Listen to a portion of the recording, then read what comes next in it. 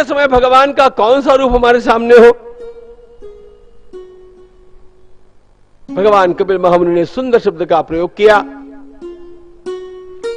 जिस रूप से अधिक सुंदर रूप संसार में हो नहीं सकता, ऐसा मुझे लगता हो, ऐसा भगवान का रूप मेरे ध्यान में आ जाए। दर्शनीय तमम सुपरलेटिव डिग्री है। दर्शनीय तमम शांतं मनोनयन वर्धनम, आई कैचिंग। बार बार आंख को उधर ही जाने का मन करे, बार बार मन उधर ही खींचा जाए, ऐसे प्रभु के सुंदर स्वरूप को अपने हृदय कमल में भावित करके और भगवान का सुंदर ध्यान आरंभ किया जाए। जड़त्वापसारण, संत गुलाबराव महाराज की भाषा में जड़त्व को दूर कर दिया जाए। चैतन्य घन परमात्मा वहां पर अति दिव्य सुंदर रूप में विराजमान है। इस प्रकार की भूमिका से ध्यान का आरंभ हो। चरण कमलों से भगवान के ध्यान का आरंभ किया। संचिंतयेत् भगवतश्चरणारविंदम वज्रांकुशध्वज सरोरुहलांचनाढ्यम उत्तुंग रक्त विलसन्नख चक्रवाल ज्योत्स्नाभिराहत महत् हृदयांधकारम।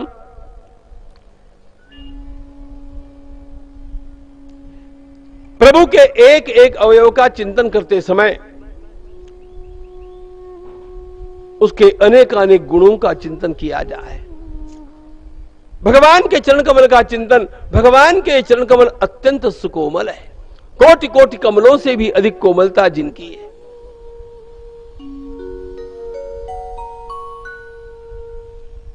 उन अरुणिम तलवों पर शंख, चक्र, वज्र, पद्म आदि अतीव सुंदर चिन्ह है। भगवान की नखावली से, दैदीप्यमान नखावली से, उसके प्रकाश से मेरे भीतर का सारा अंधकार समाप्त हो गया। भगवान के ये वे चरण कमल, जिन चरण कमलों से निकली हुई भगवती गंगा जी जब भगवान महादेव जी के मस्तक पर आती है तो भगवान महादेव अपने को अधिक पवित्र मानने लग जाते हैं। यच्छौच निसृत सरित प्रवरोदकेन तीर्थेन मूर्ध्यधिकृतेन शिव शिवो भू ध्यातुर्मनश्यमलशैल निसृष्ट वज्रं संचिन्तयेत् भगवतश्चरणारविंदम। भगवान महादेव जी पवित्रतम हैं, उनका नाम ही शिव है। वे भी गंगा जी को अपने मस्तक पर धारण करके अपना पावित्र अनंत गुना बढ़ गया ऐसा मानते हैं। गंगा जी में यह पावित्र कैसे आया? भगवान के चरणों से निकलने के कारण आया। भगवान के चरण कमल इतने पवित्र हैं और वे चरण कमल जब मेरे हृदय में है, मेरा हृदय कितना पवित्र हो गया। Feel it. ऐसा लगना चाहिए कि मैं स्वयं अंतरंग बहिरंग पवित्रता से भरा हुआ। रात दिन अपने को पापी पापी कहना भीतर विराजमान परमात्मा का अपमान है। यच्छौच निसृत सरित प्रवरोदकेन तीर्थेन मूर्ध्यधिकृतेन शिव शिवो भू ध्यातुर्मनश्यमलशैल निसृष्ट वज्रं संचिन्तयेत् भगवतश्चरणारविंदम।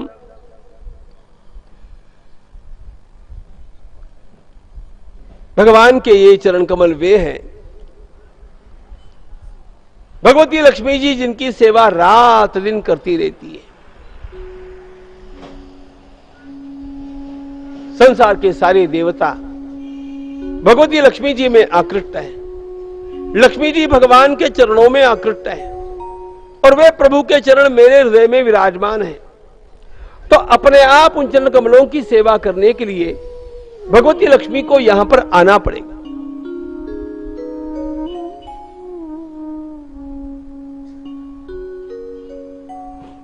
भगवान के चरण कमलों का चिंतन करते करते, प्रभु के पीतांबर का चिंतन, उनकी दिव्य करघनी का चिंतन, हृदयस्थ विराजित दैदीप्यमान कौस्तुभ रत्न का चिंतन, भगवान के पुट्ट बाहुओं का चिंतन, इन बाहुओं में धारण किए हुए प्रभु के आयुधों का चिंतन, संचिंतयेत् दशशतारमसह्य तेज शंखंच तत्कर सरोरुहलांचनाढ्यम। भगवान के करकमल में अतीव सुंदर वेगवान सुदर्शन चक्र है। यह चक्र भगवान ने किसकी रक्षा के लिए धारण किया है? संसार की नहीं, फॉरगेट संसार। मेरी रक्षा के लिए भगवान अपने हाथ में चक्र को धारण करके खड़े हैं। Please have a personal God. भगवान मेरे स्वयं के हैं, निजी है। संचिंतयेत् दशशतारमसह्य तेज शंखंच तत्कर सरोरुहलांचनाढ्यम कौमोदकीं भगवतो दयितां स्मरेत दिग्धामरातिभटशोणितकर्दमेन। भगवान के करकमल की अतीव दिव्य कौमोदकी गदा शत्रुओं को दूर से ही अपने नाद से भयभीत करके भगा देने वाले भगवान के करकमल के दिव्य शंख का चिंतन। लेकिन भगवान के करकमल में एक कमल का फूल भी है। भगवान ने अपने हाथ में एक कमल का पुष्प धारण क्यों किया? उससे भगवान किसका विनाश करना चाहते हैं? उसका प्रयोजन क्या है? इसका उत्तर भगवान ने ज्ञानेश्वरी में दिया है। ज्ञानेश्वर महाराज के मुख से भगवान कहते हैं, अर्जुन तुम्हें पता है मैंने अपने हाथ में कमल क्यों धारण किया? अरे अर्जुन, मेरा भक्त रोज रोज मुझे कोई न कोई फूल चढ़ा करके मेरी पूजा करता है। रोज रोज फूल चढ़ा करके पूजा करने वाले मेरे भक्त को, उसकी भावना को, उसकी श्रद्धा को मैं देखते रहता हूं।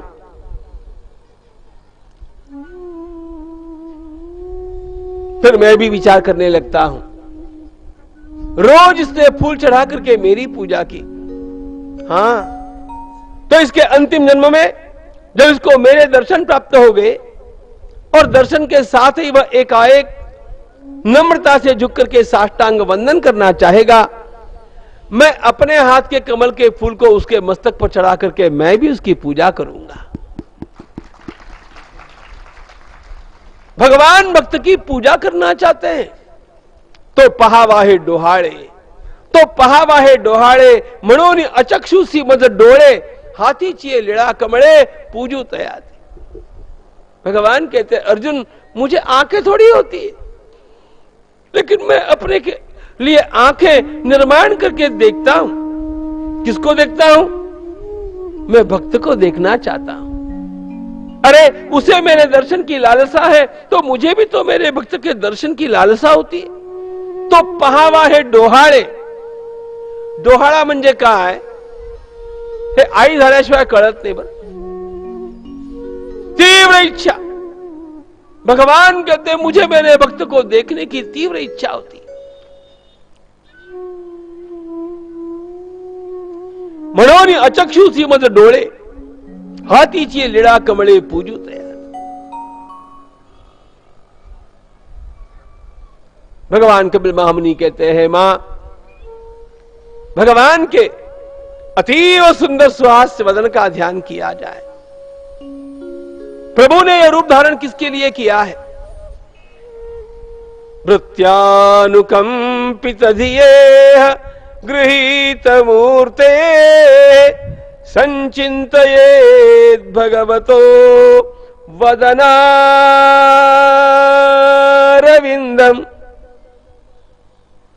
भागवत जी का एक एक शब्द मीठा है। भृत्यानुकंपित कंपित धिये गृहीत मूर्त। भगवान के हृदय में भक्त के लिए अनुकंपा होती है। जितना कंप भक्त के अंतःकरण में होगा उतना ही अनुकंप भगवान के भीतर भी निर्माण होता है। और उस अनुकंपा के कारण जब भक्त के हृदय का कंप इतना तीव्र है, डोळ्या निपाही न रूप तुझे, डोळ्या निपाही न रूप तुझे, ठाकुर मैं आपका रूप देखना चाहता हूं, तो भगवान की भी अनुकंपा इतनी हो जाती है कि वे निर्गुण परमात्मा सगुण साकार होकर के उसके सामने खड़े हो जाते हैं। इसके लिए पहले भक्त के हृदय में कंप होना चाहिए। इसके लिए पहले भक्त का हृदय अत्यंत व्याकुल होना चाहिए।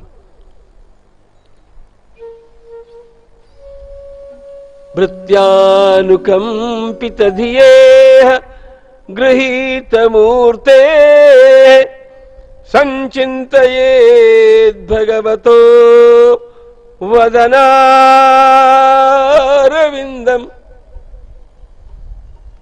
यद विस्फुरन् मकर कुंडलवल्गितेन विद्योतितामल कपोल मुदारनासम।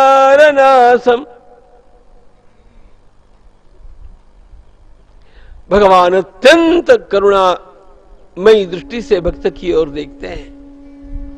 भक्त अपने ध्यान में परमात्मा के उस मुखारविंद का दर्शन करता करता उसमें खो जाता है।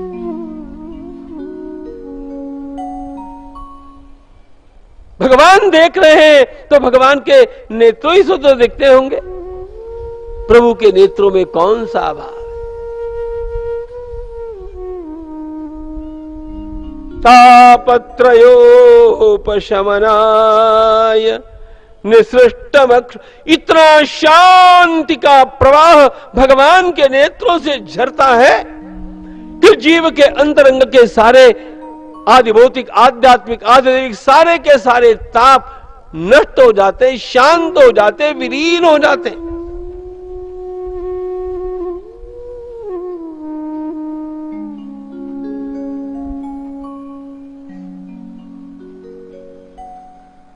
स्निग्ध स्मितानुगुणितम्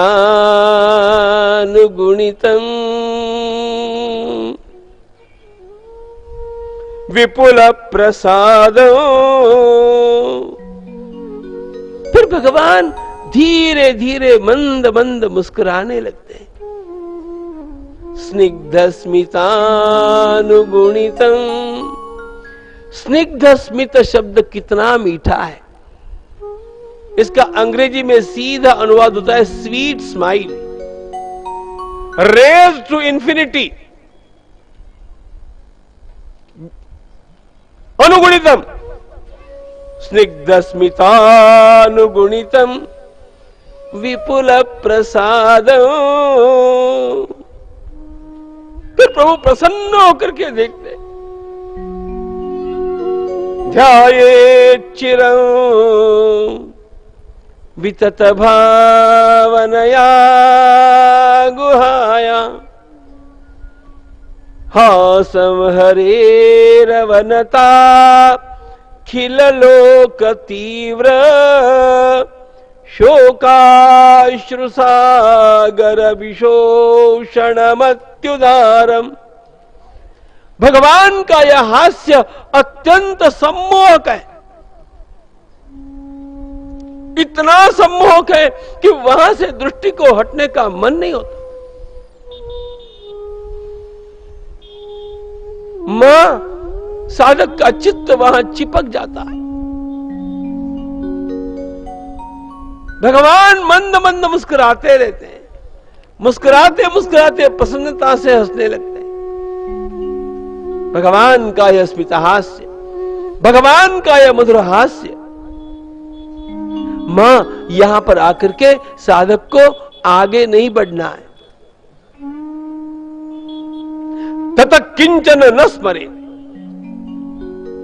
इसी प्रभु के स्मितहास्य में डूबना है। कितनी देर तक? उसमें समय का निर्धारण नहीं होता, समय का निर्धारण करके ध्यान नहीं होता। समय का निर्धारण करके ध्यान को बैठने वाला घड़ी का ध्यान करता है, भगवान को भूल जाता है।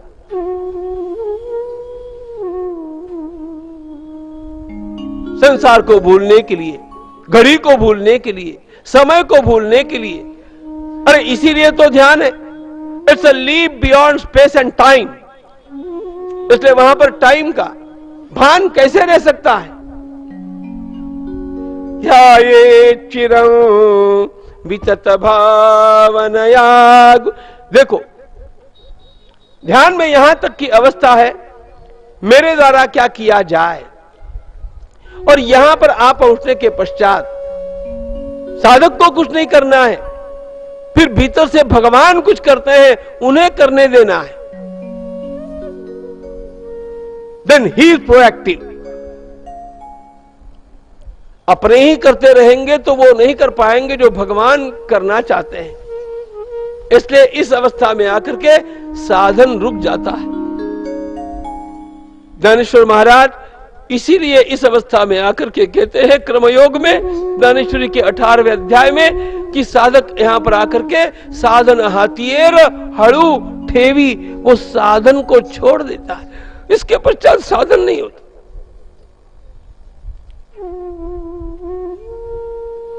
अरे इसके पश्चात साधन कैसे होगा? इसके पश्चात केवल रसास्वादन होता है। सारा साधन तो रसास्वादन के लिए है ना। वहां आकर के डूब गया, मां धीरे धीरे रोज रोज जब चलते जाता है ना, तो अपने आप चित्त उस चैतन्य में डूबता है, चित्त चैतन्य में डूबता है, और एक दिन ऐसा आता है चित्त चैतन्य में पूरी तरह डूब गया और शरीर को भूल गया। यही तो करना था मां। उस समय उसकी अवस्था ऐसी होती है जैसे मदिरा पी करके दुष्ट होकर के कोई सड़क के किनारे पड़ा हो, उसको अपने कपड़ों का भान नहीं होता। उसी प्रकार परमात्मा के रस में लीन उस साधक को शरीर का भान कैसे होगा, लोगों का भान कैसे होगा, उसे अपने स्वास्थ्य का अस्वास्थ्य का उसे कोई भान होता नहीं है। It's all totally God consciousness, super consciousness.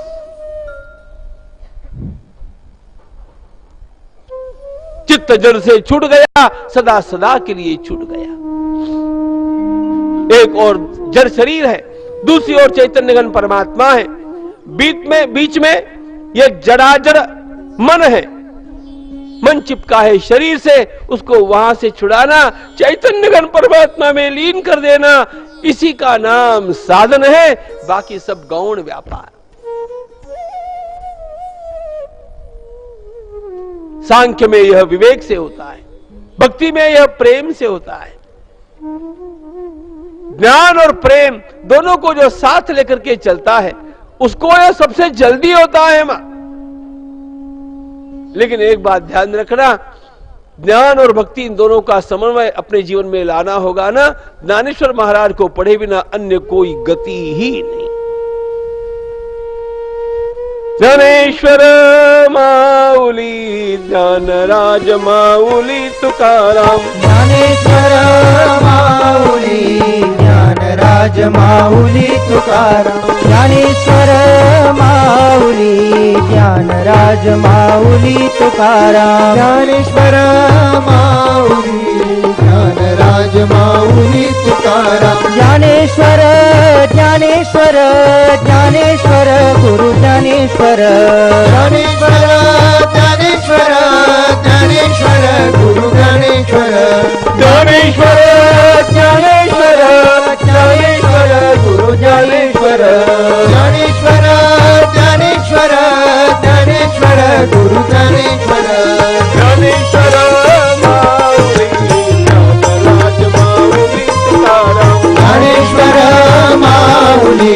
Dnyanraj माऊली तुकाराम, ज्ञानेश्वर माऊली ज्ञानराज माऊली तुकाराम, ज्ञानेश्वर माऊली ज्ञानराज माऊली तुकाराम, ज्ञानेश्वर ज्ञानेश्वर ज्ञानेश्वर गुरु ज्ञानेश्वर,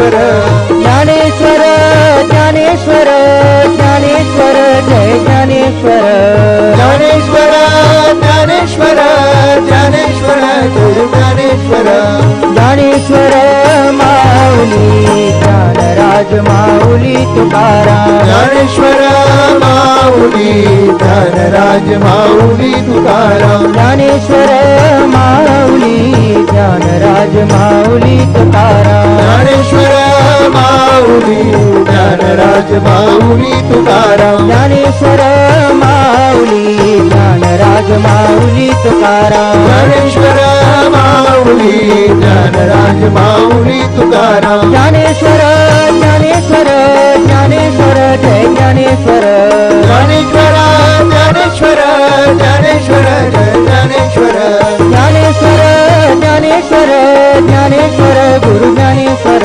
ज्ञानेश्वर ज्ञानेश्वर ज्ञानेश्वर गुरु ज्ञानेश्वर ज्ञानेश्वर माऊली ज्ञानराज माऊली तुकाराम ज्ञानेश्वर माऊली ज्ञानराज माऊली तुकाराम ज्ञानेश्वर माऊली ज्ञानराज माऊली तुकाराम ज्ञानेश्वर माऊली ज्ञानराज माऊली तुकाराम ज्ञानेश्वर माऊली ज्ञानराज माऊली तुकाराम ज्ञानेश्वर माऊली ज्ञानराज माऊली तुकाराम ज्ञानेश्वर ज्ञानेश्वर ज्ञानेश्वर जय ज्ञानेश्वर ज्ञानेश्वर ज्ञानेश्वर ज्ञानेश्वर जय ज्ञानेश्वर ज्ञानेश्वर ज्ञानेश्वर ज्ञानेश्वर गुरु ज्ञानेश्वर ज्ञानेश्वर ज्ञानेश्वर ज्ञानेश्वर गुरु ज्ञानेश्वर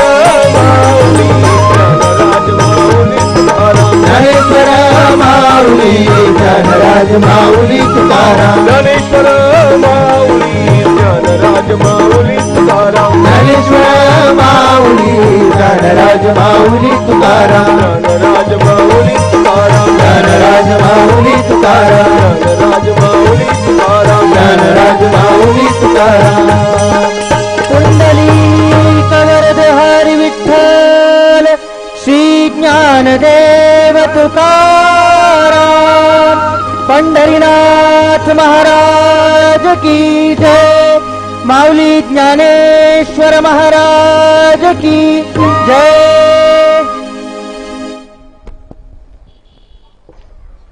भगवान कपिल महामुनि ने माता देवहूति से कहा, मां, यही करने के लिए जीवात्मा इस संसार में आया। जब तक माता के गर्भ में है तब तक उसे इन सारी बातों का भान रहा, लेकिन जन्म होने के पश्चात बस इन सारी बातों को माया के चक्कर में भुला दिया।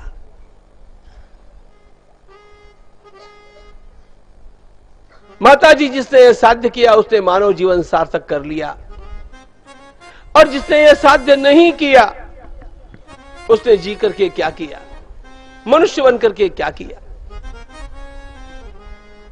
मां,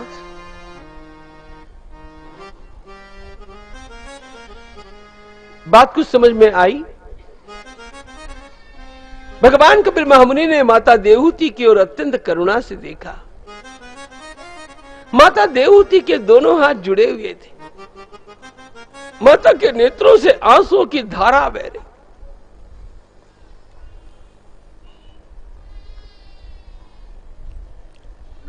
अपने पुत्र की ओर देख करके मां ने प्रणाम करते हुए कहा, गुरुदेव, आपने मुझे धन्य कर दिया। साधन का मार्ग तो मिल गया, अब साधन करने का बल भी आप दे दीजिए।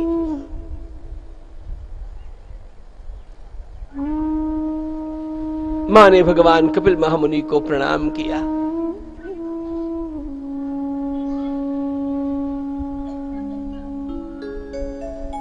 भगवान कपिल महामुनि उठे और चले। बछड़े को कोई ले जाता है तो गैया मैया जैसे हम रंभाती है, हम बारती है, उस प्रकार मां चीख पड़ी। देखो, ज्ञानी रुक्ष नहीं होता है। वे लोग पागल है जो ऐसा मानते हैं कि ज्ञानी रुक्ष हो जाता है। वो ज्ञानी कच्चा है। वास्तविकता तो यह है कि सच्चा भाव ज्ञान के पश्चात ही जागृत होता है।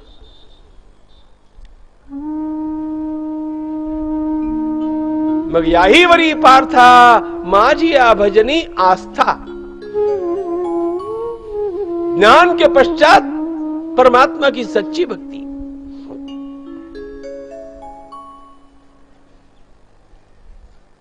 एवं निशम्य कपिलस्य वचो जनित्री। भगवान कपिल महामुनि तो माता जी को उपदेश करके वहां से चल दिए।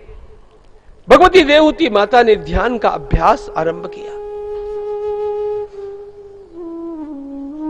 मां के 3 संबंध एक ही स्थान पर केंद्रित हो गए थे, पुत्रत्व, ईश्वरत्व और गुरुत्व। कपिल महामुनि मां के पुत्र भी है, वे ईश्वर भी है और वे गुरु भी है। इसलिए सारे के सारे भाव मां के वहां एकाग्र हो गए। ध्यान में सिद्धि बहुत जल्दी प्राप्त हुई। मां समाधिस्थ होने लग गई। ऐसी समाधि लगने लग गई कि शरीर का भान नहीं, वस्त्रों का भान नहीं, पेड़ के नीचे दिनों तक बैठी है, सप्ताहों तक बैठी।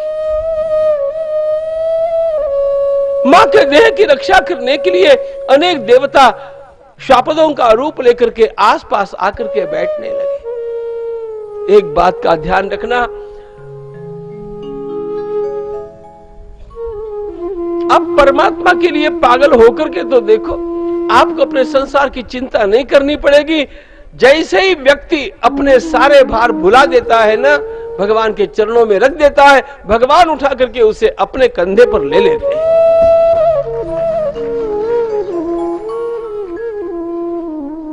तेषाम अहम समुद्धरता मृत्यु संसार सागरात् भवामि नचिरात् पार्थ मयि आवेशित चेतसा।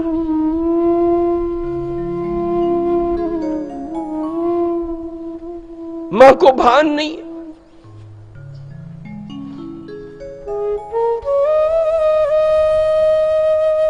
स्वर्ण के महल खड़े हैं, रत्नों के अंबार लगे हैं, 1000 से अधिक दासियां हैं।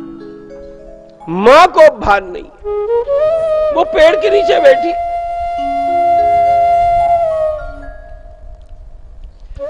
मीराबाई को नहीं दिखता था क्या महल, मीराबाई को नहीं दिखते थे क्या गहने, मीराबाई को नहीं दिखते थे क्या भारी भारी वस्त्र। अरे ये सब दिखता होता है, लेकिन ये सब मिट्टी जैसा लगता है, क्योंकि अनंत कोटि गुणों से संयुक्त ईश्वर नाम का रत्न उसको अंदर में प्राप्त हो जाता है। आत्मा जेने हस्तगत रत्न हो। जब रत्न प्राप्त हो गया तो कांच के टुकड़ों में कौन रमता है।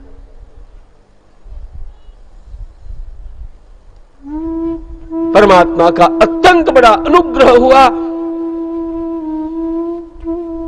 भगवती देवहूति माता वैकुंठनाथ भगवान की जय। मां तो भगवान के धाम पधार गई। उनका शरीर भी सिद्धपदी नाम की नदी का रूप लेकर के बह गया। ऋषियों ने आकर के वहां पर मातृगया तीर्थ की स्थापना की। गुजरात प्रदेश में सिद्धपुर नाम के समीप यह स्थान है, जहां पर मां का श्राद्ध करने पर मां की सद्गति होती है। धन्य भगवान कपिल महामुनि, धन्य भगवती देवहूति माता और धन्य यह कपिल गीता के उपदेश अद्भुत उपदेश है।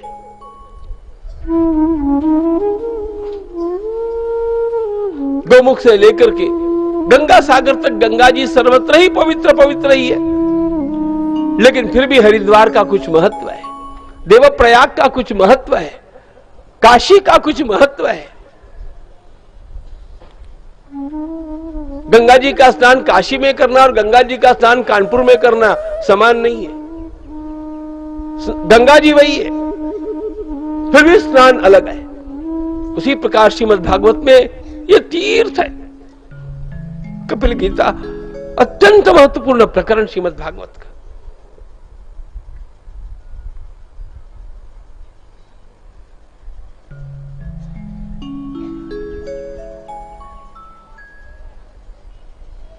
धन्य है देवहूति माता इसलिए भी कि देवहूति माता के पुत्र कपिल हुए और इसी देवहूति माता की कन्या है अनुसुईया, जिनका विवाह महर्षि अत्रि के साथ हुआ, जिनके घर में साक्षात भगवान दत्तात्रेय का अवतार हुआ।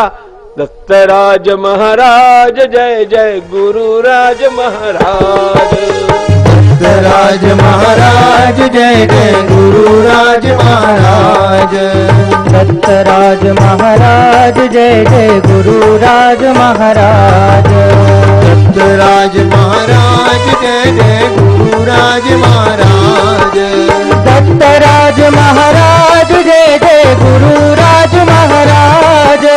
दत्तराज महाराज जय जय गुरुराज महाराज। दत्तराज महाराज जय जय गुरुराज महाराज। दत्तराज महाराज जय जय गुरुराज महाराज। दत्तराज महाराज जय जय गुरुराज महाराज। दत्तराज महाराज जय जय गुरुराज महाराज। दत्तराज महाराज जय जय गुरुराज महाराज।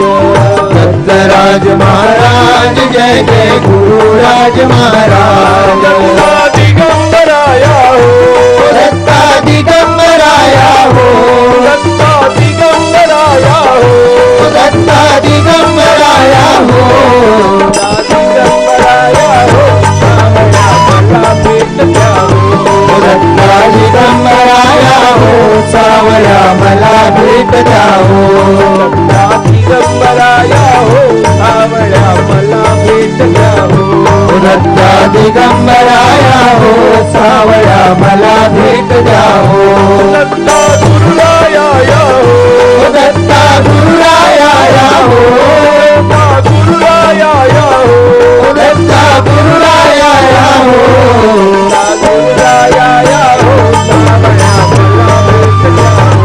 दत्ता गुरुराया हो, सावळा मला भेट द्या हो। दत्ता गुरुराया हो, सावळा मला भेट द्या हो। दत्ता गुरुराया हो, सावळा मला भेट द्या हो। दत्ता अवधूताया हो, दत्ता अवधूताया हो, दत्ता अवधूताया हो, दत्ता अवधूताया हो, अवधूताया हो, दत्ता अवधूताया हो, सावळा मला भेट द्या हो। दत्ता अवधूताया हो, सावळा मला भेट द्या हो। दत्ता अवधूताया हो, सावळा मला भेट द्या हो। दत्ता दिगंबराया हो, सावळा मला भेट द्या हो।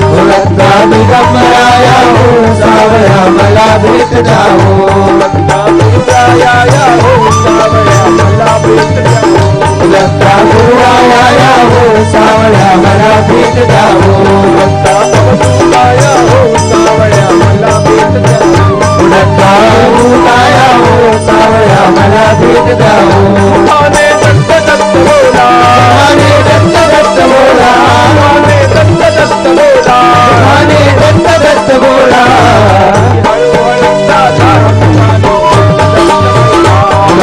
हळू हळू काला मुलाने दत्त दत्त बोला। हळू हळू काला मुलाने दत्त दत्त बोला। हळू हळू काला मुलाने दत्त दत्त बोला।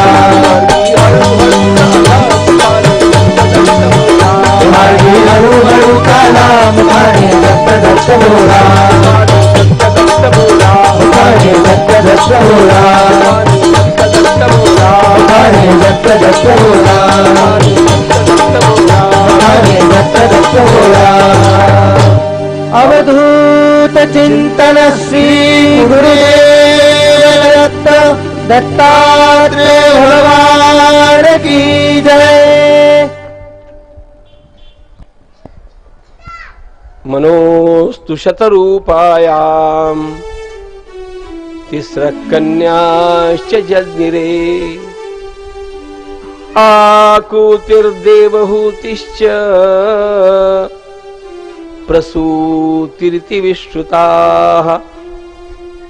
आकूतिं रुचये प्रादात् अपि भ्रातृमती नृपः। पुत्रिका धर्ममाश्रित्य शतरूपानुमोदितः।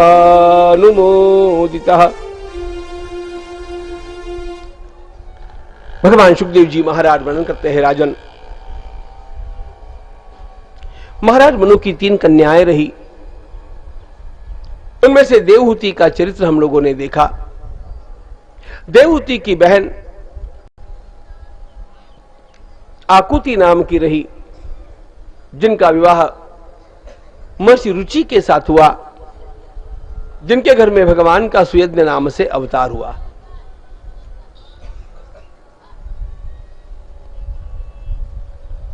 देवहूति और आकुति की भगिनी प्रसूति नाम की रही, जिनका विवाह दक्ष प्रजापति के साथ हुआ। दक्ष प्रजापति से प्रसूति को जो कन्याएं हुई, उन कन्याओं में से सती नाम की कन्या का मंगल विवाह भगवान शिव जी के साथ हुआ। इस विवाह संबंध से दक्ष प्रजापति भगवान शिव जी के ससुर कहलाए और भगवान महादेव दक्ष प्रजापति के जामाता। दक्ष प्रजापति अहंकारी है, उसमें अकड़ बहुत ज्यादा है। उसने ऐसे मान लिया कि भगवान शिव जी मेरे जवाई हैं, तो मैं उनसे बड़ा हो गया।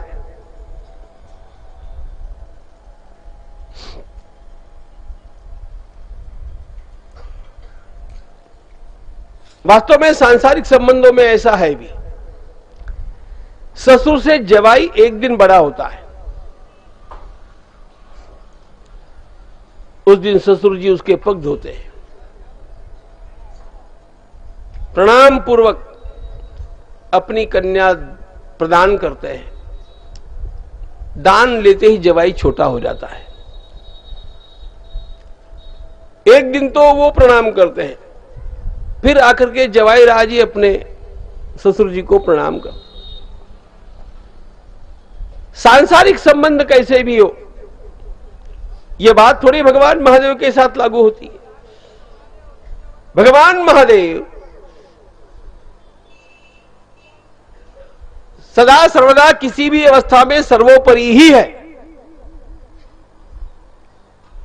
देवों के देव महादेव, यह तो उनकी लीला है।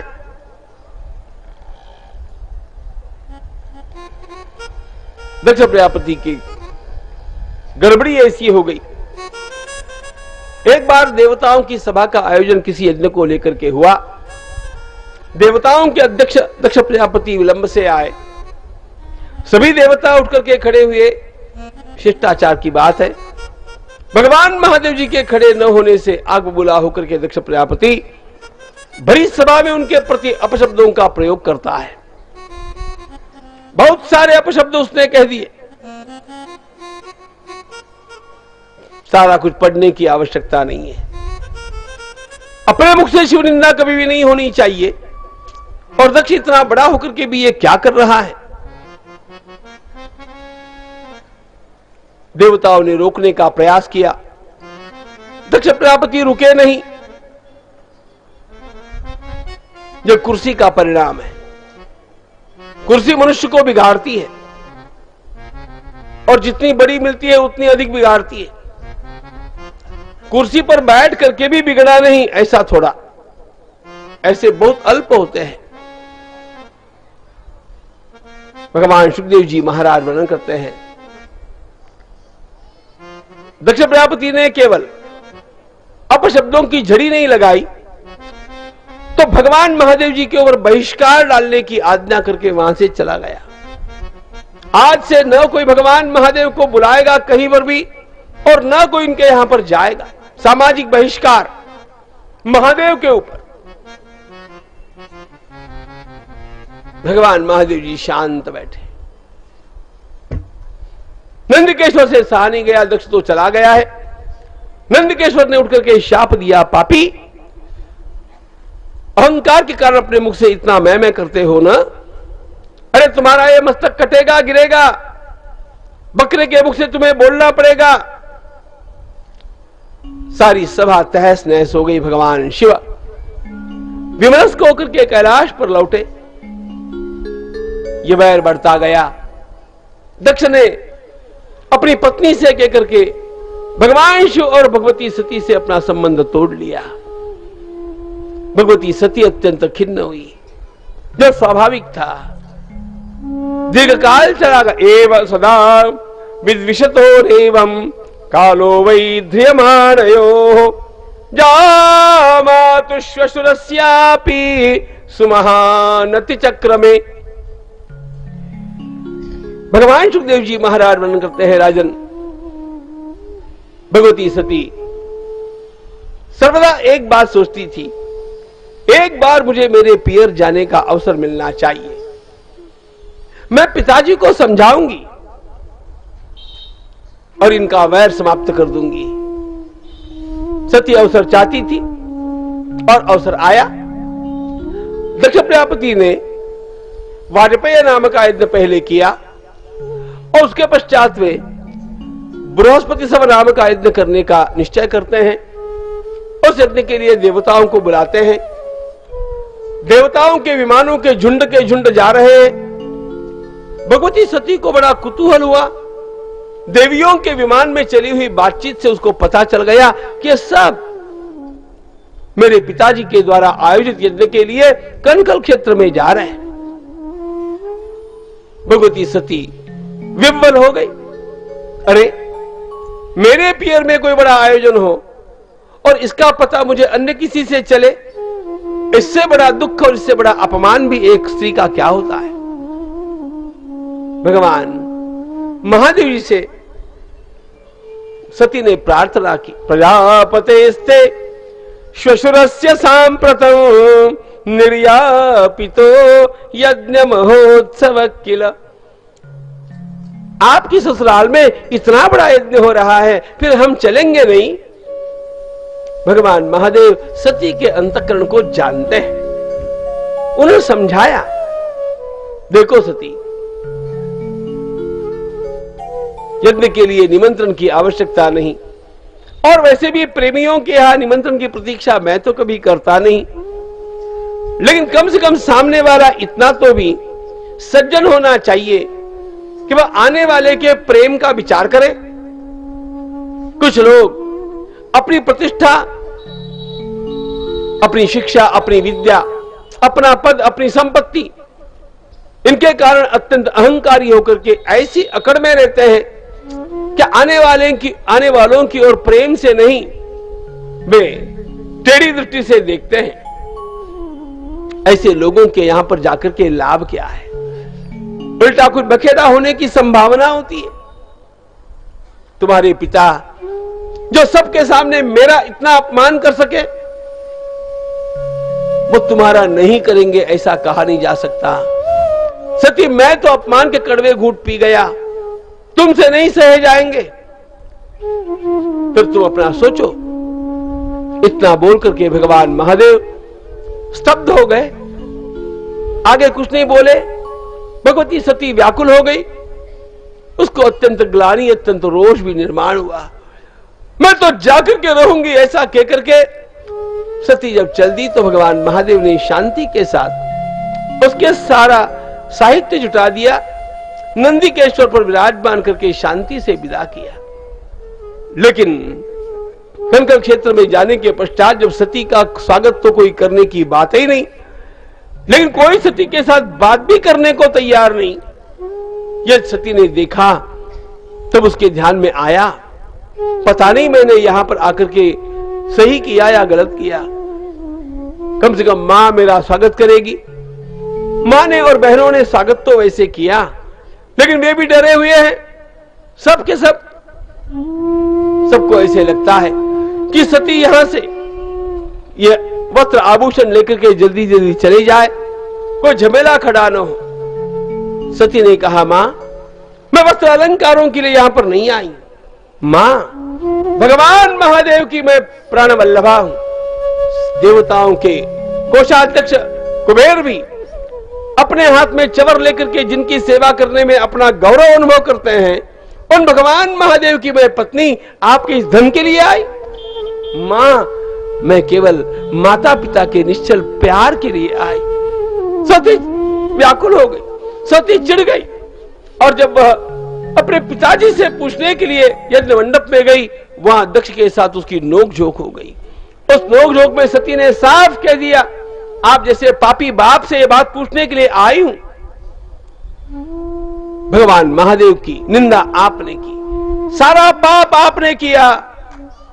आप जैसे पापी बाप की कन्या होने की ग्लानि का अनुभव करती हुई मैं स्वयं अब दक्ष कन्या के रूप में लौट करके जाना भी नहीं चाहती। पिताजी, आपके द्वारा निर्मित शरीर आपके सामने भस्म होगा। ऐसा कहकर के सती यज्ञ कुंड के समीप बैठ गई। मूलाधार चक्र से उसने अग्नि का उद्दीपन किया। योगाग्नि की लपटों में सती का शरीर जलने लगा।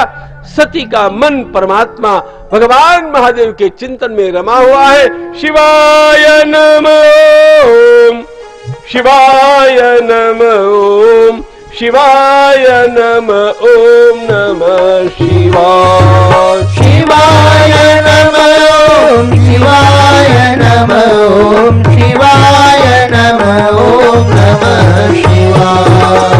शिवाय नमः, ओम शिवाय नमः, शिवाय नमः, ओम नमः शिवाय। शिवाय नमः, शिवाय नमः, शिवाय नमः, ओम नमः शिवाय। नमः शिवाय, ओम नमः शिवाय। नमः शिवाय, ओम नमः शिवाय। नमः शिवाय, ओम नमः शिवाय। नमः शिवाय, ओम नमः शिवाय। नमः शिवाय, ओम नमः शिवाय। नमः शिवाय, ओम नमः शिवाय। नमः शिवाय।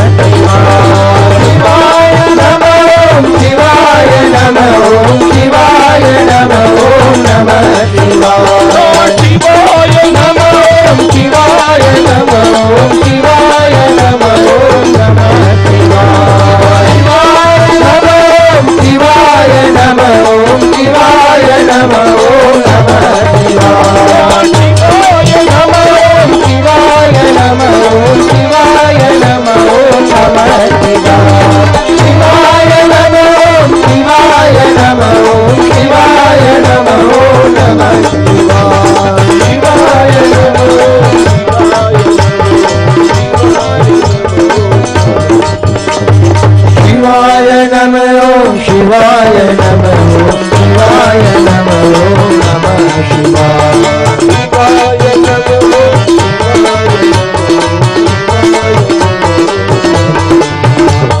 शिवाय नमः शिवाय नमः शिवाय नमः नमः शिवाय।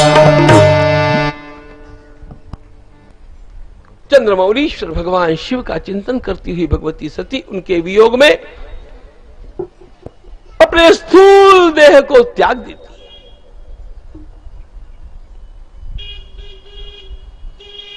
पापी दक्ष अपने सामने जलती हुई अपनी बिटिया को रोकता भी नहीं है। भूत प्रेतों ने दक्ष के ऊपर आक्रमण किया। देवताओं की सेना ने इन बेचारे थोड़ी संख्या में आए हुए भूत प्रेतों का पराभव कर दिया। लेकिन यह सारा वृत्तांत जब भगवान महादेव जी को देवर्षि नारद जी से मिला, क्रोधमपार मादधे, भगवान महादेव अत्यंत क्रुद्ध हो गए। जटा को पटक करके वीरभद्र को निर्माण किया, जाओ भैरव उस पापी का नाश करो। दक्षम सयज्ञम जहिमद्भटानाम। चमचमाता विशाल त्रिशूल लेकर के जैसे वीरभद्र अत्यंत महती सेना के साथ चले, न देवताओं को बख्शा न ऋषियों को। जो सामने आया समाप्त होता गया। कम से कम आहत हुआ या भाग गया। दक्ष पकड़ा गया। वीरभद्र ने उसका मस्तक गर्दन मरोड़ करके धड़ से अलग कर दिया, अग्नि में स्वाहा कर दिया, कुंडों को फोड़ दिया, अग्नियों को बुझा दिया, मंडप को जला दिया। भूत प्रेतों का नृत्य वहां पर आरंभ हुआ। देवी भागवत महापुराण में लिखा है, भगवान महादेव वहां पर आए। अपनी प्राणवल्लभा के आधे जले कलेवर को देख करके अत्यंत व्याकुल हो भगवान महादेव उस कलेवर को उठा लेते अपने कंधे के ऊपर और सर्वत्र उन्मत्त की तरह दौड़ लगाते हैं। हा सती, हा प्रिय, हा शिवे, हा सती। भगवान महादेव की उन्मत्त लीला का दर्शन करने के लिए भगवान ब्रह्मा जी और भगवान नारायण आकाश मंडल में खड़े हैं। ब्रह्मा जी के सुझाव पर भगवान नारायण ने अपने शार्ंग धनुष से सती का एक एक अंग काट दिया। जहां जहां सती का उसके कलेवर का एक एक अंग गिरा, वहां वहां जागृत शक्तिपीठ निर्माण हो गया। काशी की विशालाक्षी, वाराणस्याम विशालाक्षी, कलकत्ता की कालिका, गुवाहाटी की कामाख्या, कांची की कामाक्षी, उज्जैन की हरसिद्धि, नेपाल की दंतकाली, कुरुक्षेत्र की भद्रकाली, 108 शक्तिपीठ निर्माण हो गए। सती माता भारत माता के साथ एक रूप हो गई। भगवान महादेव लौट करके कैलाश पहुंच गए। सारे देवता ब्रह्मा जी के पास जाकर के अपनी भूल मान्य करके अपने अंगों को ठीक करवाने के लिए प्रार्थना करते हैं। ब्रह्मा जी ने कहा, भगवान महादेव जी की बिगाड़ी हुई केस मैं नहीं लेता। कोई भगवान शिव का अधिक्षेप नहीं करता, ध्यान रखना।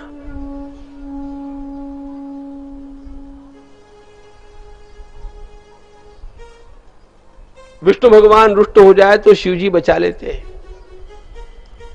शिव जी रुष्ट हो जाए तो गुरु जी बचा लेते हैं, और गुरु जी रुष्ट हो जाए तो बचाने वाला कोई नहीं होता है।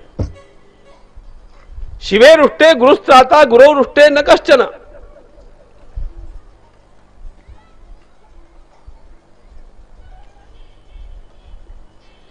देवताओं को लेकर के ब्रह्मा जी कैलाश के ऊपर आते हैं। यहां पर कैलाश का बड़ा सुंदर वर्णन है। यह वो कैलाश नहीं है जो हम अपनी यात्रा में देखते हैं। हम जो देखते हैं वो भू कैलाश है, और यह दिव्य कैलाश है, यह अन्य स्थान है। भगवान भू कैलाश पर भी विराजमान ही है।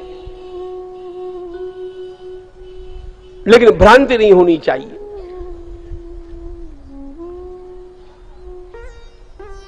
सारे देवताओं को देख करके भगवान महादेव जी, अरे ब्रह्मा जी ये तो अपने ही छोरे हैं, ये महादेव जी का अधिकार है। सारे देवताओं को वे अपने छोरे कहते, छोरे। अरे बच्चे कभी कभी शरारत कर देते हैं, गलती कर देते हैं, तो उनको सजा भी करनी पड़ती है, लेकिन सजा सजा होती है, उससे हरदम का नुकसान थोड़ी किया जाता है। नागम प्रजेश बालानाम वर्णये नानुचिंतये देव माया विभूतानाम दंडस्तत्र धृतो मया। ऐसा कहकर के जैसे ही भगवान महादेव जी ने सारे देवताओं की ओर करुणामय दृष्टि से देखा, सभी देवताओं के सारे अवयव पुनश्च वैसे के वैसे हो गए। सबने जय जयकार किया, नमः पार्वती पतये हर हर महादेव। ये शिव दृष्टि है। देखो, शिव जी की केवल दृष्टि ही पर्याप्त है हमारे जीवन का सारा कल्याण करने के लिए। भगवत जी की एक दृष्टि ही पर्याप्त है, सदगुरु की एक दृष्टि ही पर्याप्त है। अहो सदगुरु की एक कृपा दृष्टि, ज्ञानेश्वर महाराज इसलिए इस दृष्टि का महत्व कहते हैं। अहो सदगुरु की एक कृपा दृष्टि, तुझे कारुण्य दयाते अधिष्ठी, तो सकल विद्यांची सृष्टि धात्रा होय। जय जय वो शुद्धे उदारे प्रसिद्धे अनवर्थ आनंदे वर्षतीये।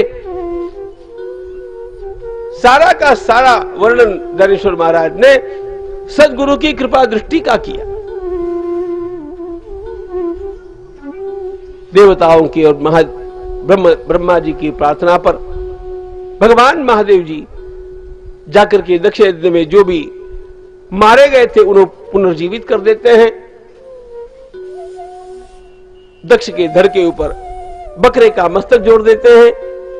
महादेव जी को देखते ही जैसे ही प्रणाम दक्ष ने किया, दक्ष के सारे पाप नष्ट हो जाते हैं और साक्षात भगवान वैकुंठनाथ वहां पर आकर के पहुंच जाते हैं। सबने जय जयकार किया, वैकुंठनाथ भगवान की जय। जब तक दक्ष ने भगवान महादेव जी का आदर नहीं किया, बुलाने पर भी विष्णु भगवान नहीं आए थे।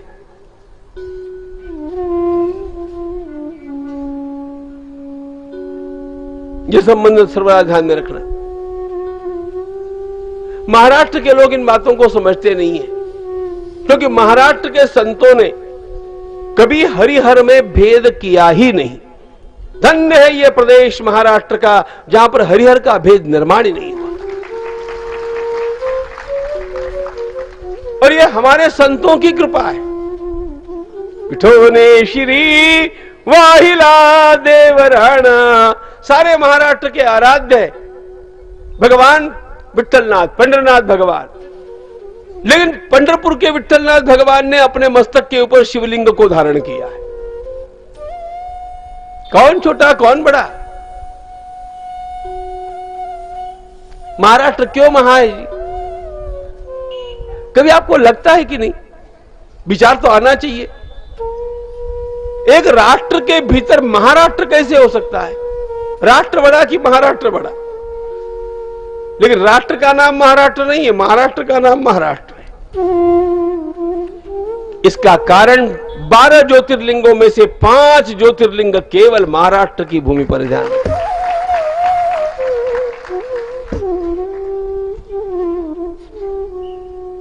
देवी भागवत को खोल करके देखिए, जिन 3.5 शक्तिपीठों का सबसे अधिक और सबसे पहले वर्णन किया है देवी भागवत में, वे तीनों के तीनों महाराष्ट्र में।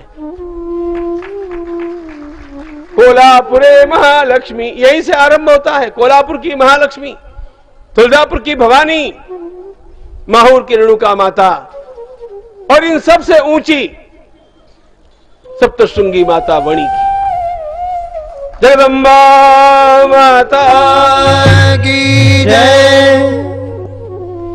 अर्धमात्रा स्थिता नित्या यानुच्चार्या विशेषता, 3.5 मात्रा का वर्णन, 3.5 मात्रा का महत्व होता है। ओंकार में भी 3.5 मात्राएं हैं, 3.5 कुंडलिनी के भी 3.5 ही वलय होते हैं, जगदम्बा के भी 3.5 पीठ कहलाए। सारी भारत माता ही वैसे समृद्ध है, लेकिन फिर भी आपला महाराष्ट्र जरा वेगळाच आहे बरं का।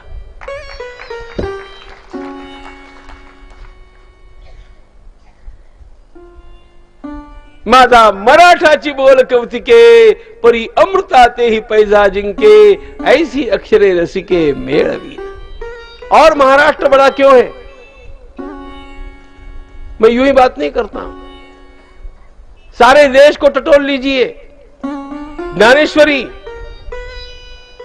तुकाराम महाराज का गाथा, संत एकनाथ महाराज का भागवत और समर्थ रामदास स्वामी का दासबोध, ऐसे प्राकृत भाषा के 4 वेद आपको अन्य किसी प्रदेश में नहीं प्राप्त होते, केवल महाराष्ट्र में मिलते हैं।